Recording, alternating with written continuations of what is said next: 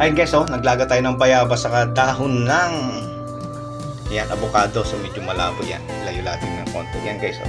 Ito yung ating tsaa. So nakalimutan natin maglagay ng ano, ng luyang dilaw guys. Ayan guys, oh.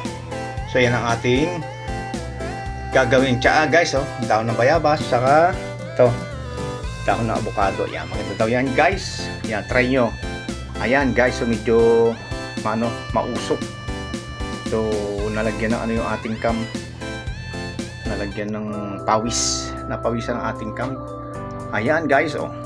So mag-ano tayo ng luya, maglalagay na tayo ng luya pag tayo ay nagtimpla ng ating siya. Pag tayo uminom pwede naman. So i-yayagyan na lang natin guys. Ayan guys, oh, luminaw na guys.